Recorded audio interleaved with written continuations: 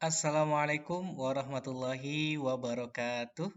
Bertemu lagi di channel saya, Fuad Hidayat.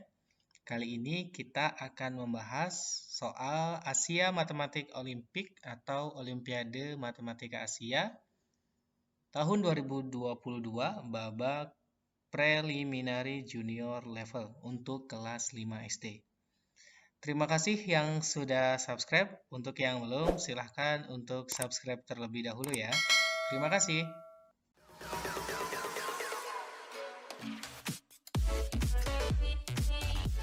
Kita ke nomor 1. Manakah pecahan terbesar? A 1/2, B 1/3, C 2/5, D 3/4, E 6/10. Sebetulnya ada dua cara ya. Di sini saya sampaikan. Yang pertama itu bisa teman-teman untuk merubah bentuk pecahan. Opsinya itu kan pecahan biasa ya. Kita rubah menjadi pecahan desimal.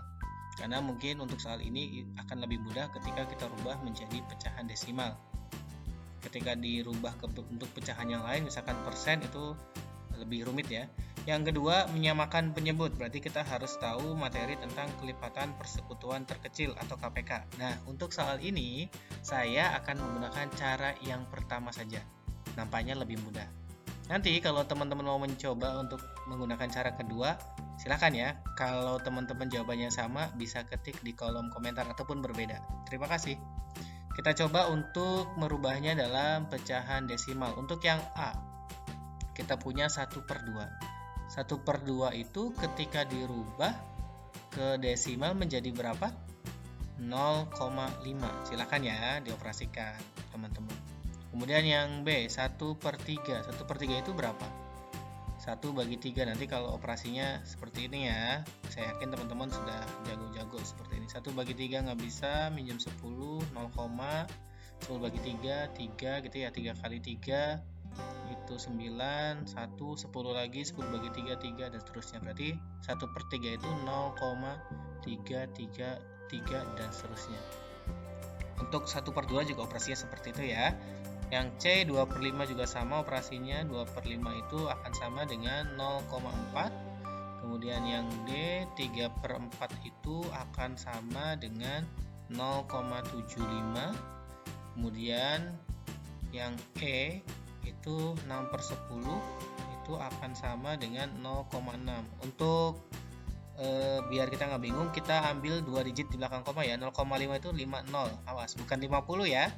Jadi dibacanya bukan 0,50 karena bilangan di belakang koma itu tidak punya nilai satuan puluhan. Jadi bacanya per angka. Jadi ini bukan 0,333 tapi 0,333. Baca aja per satu angka. 0,40, 0,75, 0,60. Mana yang paling besar? Yang paling besar adalah 0,75. Bisa dipahami ya teman-teman. Jadi untuk soal ini, manakah pecahan yang paling besar adalah 3/4. Jadi jawabannya adalah D. Silakan untuk yang mau mencoba cara dengan KPK bisa dikerjakan. Kemudian kalau sama atau berbeda, silakan komen di kolom komentar ya. Nomor 2. Sebuah busur digunakan untuk mengukur sudut PXQ. Besar sudutnya adalah oke. PXQ berarti kita akan mencari besar sudut yang ini ya. Yang sebelah sini. Nah, caranya seperti apa? Ketika busur itu pasti punya nilai derajatnya itu ada dua sisi ya. Ada yang bawah, kalau kita lihat dari sebelah kiri di sini, itu ada yang mulai dari 0, ada yang mulai dari 180. Nah, mana yang kita gunakan? Oke, jadi Bapak gambar dulu sudutnya kira-kira seperti ini. Nah, kita ambil dulu kaki sudutnya. Kakinya itu yang bawah ya, salah satu kakinya, ini kakinya. Nah, kaki sudutnya di kiri atau di kanan busur? Di kiri kan? Lihat yang kiri, angka 0-nya itu ada yang di luar, angka 0-nya itu adalah derajat yang di luar atau yang di dalam? Yang di luar ya, maka angkanya itu yang kita gunakan adalah angka yang kakinya yang mulai dari 0 derajat. Jadi yang kita gunakan adalah angka yang di luar. Oke, Bapak ganti dulu warna pulpennya merah. Nah, maksudnya mana? Ini ya, 0 dengan 180. Yang kita gunakan adalah yang 0. Karena kakinya ada di sebelah kiri, maka kita fokus di sebelah kiri, bukan sebelah kanan. Angka nolnya sebelah atas atau yang bawah? Atas ya. Maka angka yang kita gunakan adalah yang ini nih, yang atas. Nah, yang ini. Oke. Jadi yang kita akan ukur adalah sudut yang ini. Berapa ini? 0, 10, 20, 30, 40, 50. Tengah-tengah antara 40 dan 50 kita hitung di sini 1, 2, 3, 4, 5. Berarti 45 derajat. Jawabannya adalah A. Mudah-mudahan bisa dipahami ya. Jadi kita mulai melihatnya adalah dari kaki sudut yang mulai dari 0 derajat. Oke, saya akan beri contoh yang lain agar mudah dipahami. Contoh. Nah, untuk soal yang ini atau untuk gambar yang ini, busur, sudutnya itu berbeda kan, kakinya dia mulai dari kanan. Betul ya? Sebelah kanan kan kakinya. Nah, yang fokus kita adalah cari kaki sudutnya, kemudian kaki sudutnya itu mulai dari 0 derajat. Kemudian kita cari 0 derajatnya itu adanya di angka yang atas atau yang bawah. Untuk yang ini yang bawah ya. 0 derajat yang ini, maka akan kita gunakan angka-angka yang di bawah. Nah, yang ini. Jadi 0 sini, 10, 20, 30, 40, 50, 60. Di sini kan berhimpit dengan 60 dan 120 ya.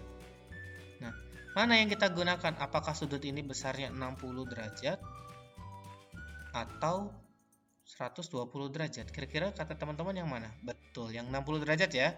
Karena yang 60 itu berkesinambungan dengan sudut 0 derajat yang di kakinya. Satu lagi ya, contoh lagi satu. Oke. Saya hapus dulu. Nah, ini kakinya pindah lagi. Kakinya ada di sebelah kiri. Kita cari angka 0 di sebelah kiri, di atas atau di bawah? Betul, sudah paham ya. Nolnya ada di atas, maka yang kita gunakan adalah angka yang di atas, maka yang ini. Terus cari sampai kaki sudut berikutnya. Nah, sampai ke sini 70 lebih 80, tengah-tengahnya berarti 75 derajat.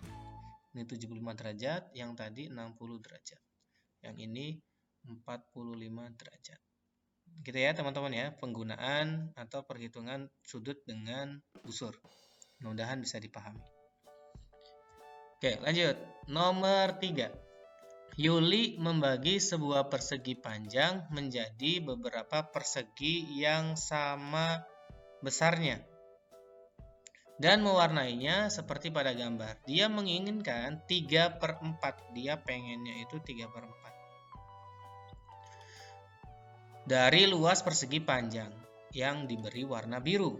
Berapa banyak persegi lagi yang harus diberi warna biru? Oke, jadi kita harus tahu dulu warna birunya ada berapa? 1, 2, 3, 4, 5, 6. 6 dari keseluruhan warna putih dan biru atau keseluruhan perseginya 1, 2, 3, 4, 5, 6, 7, 8, 9, 10, 11, 12. Jadi keseluruhannya kita hitung semuanya ya. Tidak hanya yang biru tapi putih juga totalnya. Ada 12. Nah, 6/12 itu kan baru 1/2 ya. Gimana caranya agar jadi 3/4? Caranya adalah kita rubah yang 3/4 seperti soal nomor 1 tadi ya, menyamakan penyebut. Maka 4 sama 12 itu KPK-nya adalah 12 ya. Silakan diingat-ingat lagi materi KPK. Jadi yang 3/4 kita rubah 12. Caranya berarti kan bagi kali ya. 12 bagi 4 itu 3, 3 kali 3 itu 9. Nah, yang diharapkan dari pecahan 3/4 adalah 9/12. Nah, dia baru 6/12. Maka kurang berapa agar 9/12? Betul, kurangnya adalah 3. Maka agar menjadi 9/12 diperlukan berapa banyak persegi lagi yang harus diberi warna biru adalah 3 warna. Jadi jawabannya adalah D. Seperti itu ya teman-teman, ini cukup mudah. Kita lanjut ke nomor 4. Luas dari setiap segitiga sama sisi pada gambar adalah 1 meter persegi. Berapakah luas dari daerah yang diwarnai? Oke, konsep yang pertama, kita harus tahu dulu luas segitiga. Rumusnya apa teman-teman? Betul, alas kali tinggi dibagi 2 gitu ya. Atau bisa juga ada yang suka menggunakan setengah kali alas kali tinggi, sama aja ya, bebas. Oke, berarti untuk satu luas segitiga itu kita tulis rumusnya alas kali tinggi bagi 2 itu sama dengan 1 katanya. Ini ya, 1 meter persegi untuk setiap segitiga. Jadi alas kali tinggi bagi 2 itu sama dengan 1. Kita simpan ya. Oke, kemudian kita lihat yang ini. Gambar dari yang kuning ini. Ada berapa kali alas ini? Ini alas, ini alas, ini alas gitu ya. Berarti ada 3 kali alas. 3 alas, kita tulisnya gitu. Jadi kalau kita gambarkan seperti ini tuh artinya 3 alas. Tingginya, ini kan tinggi ini. Sorry. Tingginya kan ini ya. Nah ini juga sama kan tingginya. Nah berapakah luas dari ini? Kita kerjakan luas yang baru. Alas kali tinggi per 2. Alasnya untuk yang ini adalah 3 kali alas. Gitu ya. Jadi kita tulisnya 3 kali A. Tingginya gimana? Tingginya sama. Per 2. Sedangkan tadi sudah kita ketahui A kali T per 2 itu sama dengan 1. Jadi ini A kali T per 2 kita ganti dengan 1. Berarti 3 kali 1. 3 kali 1 sama dengan 3. Jadi untuk soal ini jawabannya adalah 3. Atau kita bisa gunakan cara yang lain. Cara imajinasi kita ya. Jadi untuk yang ini itu bisa diisi oleh yang ini nih. Jadi ini bisa mengisi yang putih ini. Jadi kalau kita asir tuh ini bisa mengisi ininya, nggak ada. Gitu juga yang ini bisa mengisi yang ini. Gitu ya. Nah, jadi ada satu segitiga penuh, satu segitiga penuh, satu segitiga penuh. Jadi ada 3 segitiga. Sama aja, jadi jawabannya 3. Mudah-mudahan bisa dipahami ya. Oke, lanjut. Kita ke nomor 5 sekarang. Ada grafik di situ, diagram batang. Sebanyak 650.000 murid sedang disurvei tentang kesukaan mereka pada pasta. Pilihannya adalah lasagna, ravioli, fettuccine, dan spaghetti. Hasil dari survei ditunjukkan pada grafik. Berapakah pecahan yang menunjukkan murid yang menyukai spaghetti dibandingkan dengan fettuccine? Oke, maka kita harus tulis dulu, membaca grafik ya teman-teman. Yang lasagna dulu itu sesuai dengan tabelnya itu setara dengan 150 gitu ya. Yang ravioli itu 100, dalam hal ini 1000, 150.000, 100.000 gitu ya. Fettuccine sama dengan lasagna 150, kemudian spaghetti 250. Oke, totalnya ada 650.000.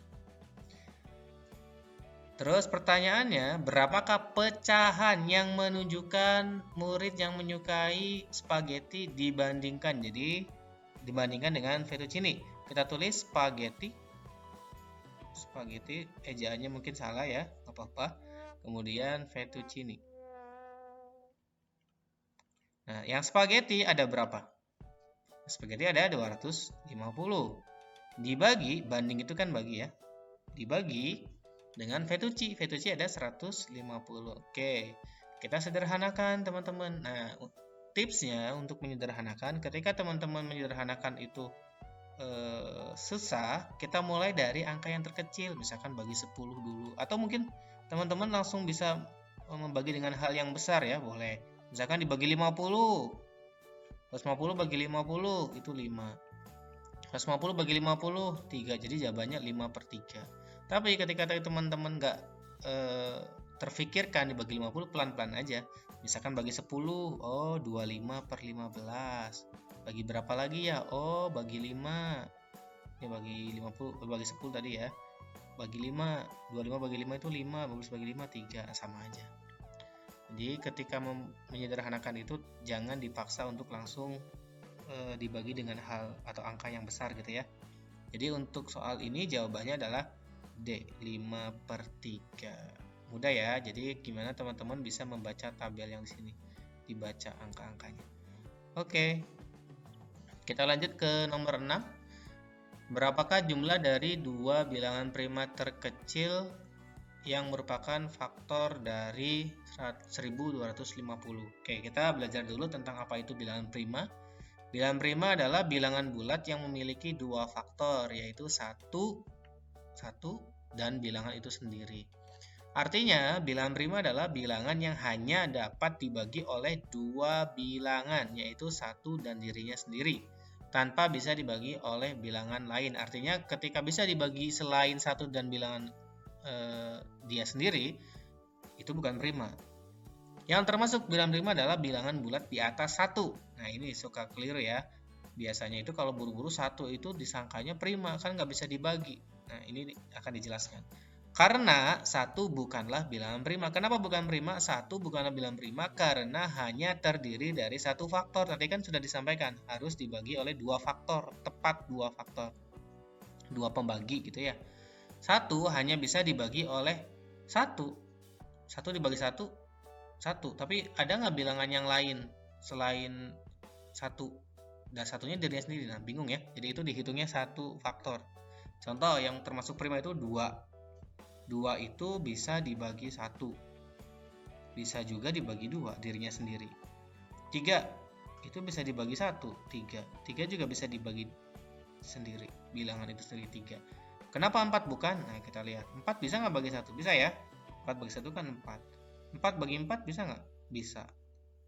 Itu 1. Tapi ada bilangan yang lain selain 1 dan dirinya sendiri. Siapa? 2. 4 bagi 2 juga bisa, hasilnya kan 2.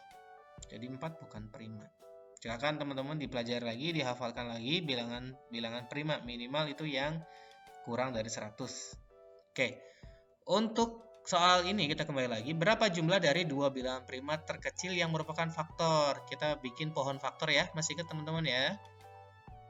1250 kita bikin pohon faktor sama seperti tadi. Kita bagi dulu dengan angka-angka yang kecil. Bagi 2. Berapa? 625 ya. Kita bagi lagi, bagi 2 nggak bisa ya.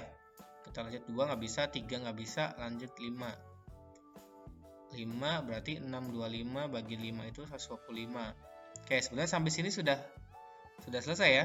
Jawabannya adalah 2, faktornya adalah 2 dan faktor lainnya adalah 5.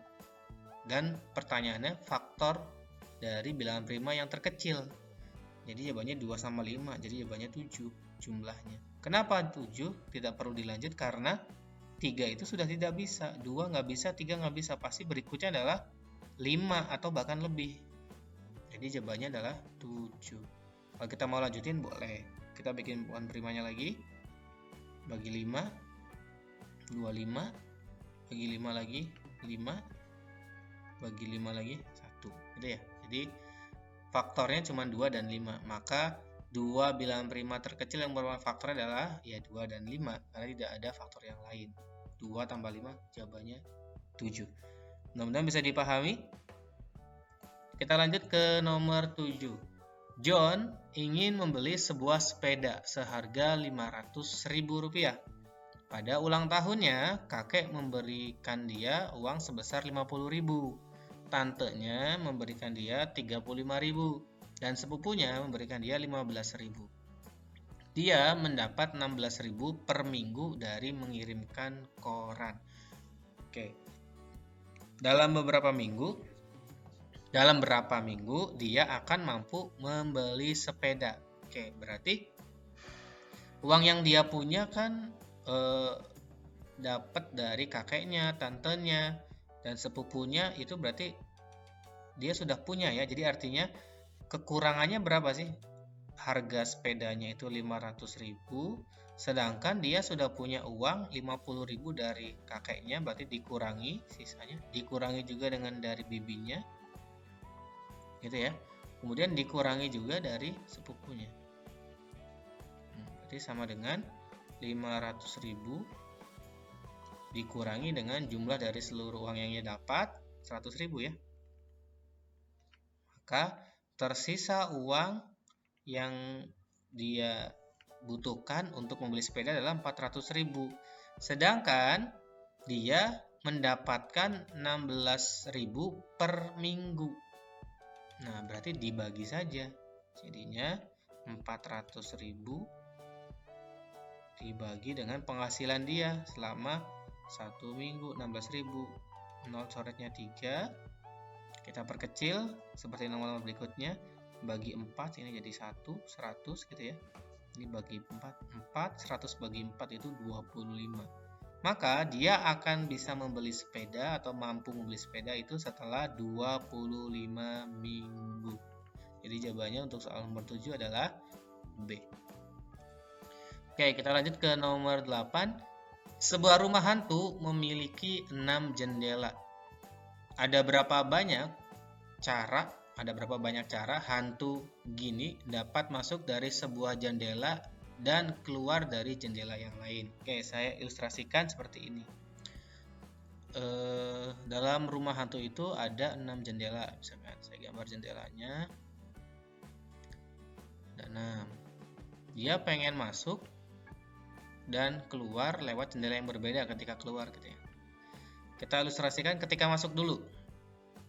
Nah, ada berapa cara yang mungkin dilakukan untuk masuk lewat jendela yang mana? Ada 6 cara. Kesini bisa, kesini bisa, kesini bisa, kesini bisa, kesini bisa, kesini bisa. Jadi ketika masuk itu ada 6 cara. Nah, otomatis dia ada di sini ya, di dalam ya. Dia pengen keluar, balik lagi ke sana. Tapi kan pasti sudah dipilih berapa jendela ketika masuk. Dipilih 1 ya. Misalkan ini yang dipilih. Jadi sisanya berapa jendela yang tersisa? Mau dipilih yang ini juga sama. Pasti sisanya adalah 5. Lewat sini, lewat sini, lewat sini bisa, lewat sini juga bisa, lewat sini bisa. Jadi ketika keluar caranya ada 5 cara. Maka masuk dan keluarnya berarti 6 kali 5. Ada 30 cara berbeda. Gitu ya. Jadi untuk soal ini yang masuk itu ada 6, kemudian ada cara keluarnya itu ini nih, keluar dari jendela lainnya, jadi nggak boleh sama, atau bahasa lainnya dari jendela yang berbeda, nggak boleh sama dengan yang saat masuk. Jadi hati-hati teman-teman, bisa jadi jawabannya teman-teman 36 ya, 6 ketika masuk, 6 ketika keluar, karena jendela ada 6, 36, padahal salah, jawabannya adalah 30. Mudah-mudahan bisa dipahami.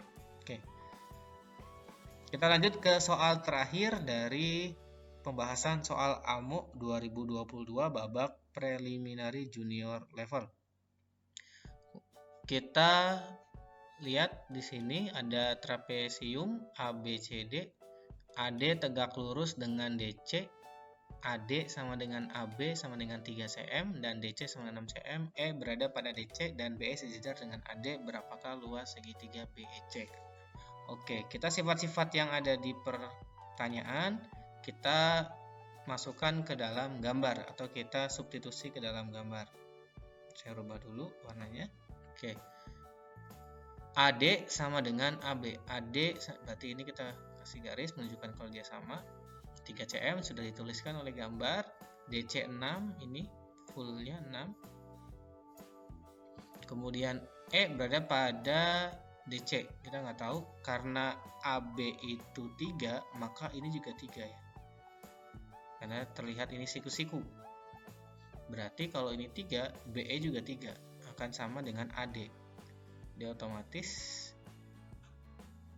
3, 3, 3. Oke, karena DC itu 6 dan sudah DE-nya 3, maka sisanya 3.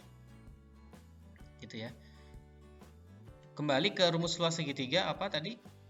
Alas kali tinggi bagi 2. Maka gambar dari BEC kalau kita potong begini ya. Ini 3, ini 3, ini gambar yang ini.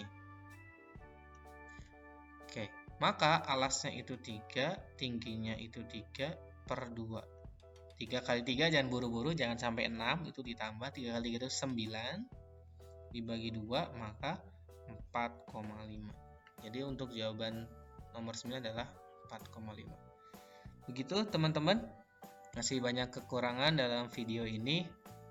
Jika teman-teman punya soal yang ingin dibahas, barangkali untuk kelas 6, kelas 4, kelas 3, kelas 2, atau kelas 1, atau SMP, SMA gitu ya, silahkan bisa kirim soalnya ke alamat email, ada di deskripsi. Nanti ketika kami ada waktu akan kami buatkan pembahasannya. Jangan lupa dukung channel kami dengan mengklik tombol subscribe. Terima kasih. Assalamualaikum warahmatullahi wabarakatuh.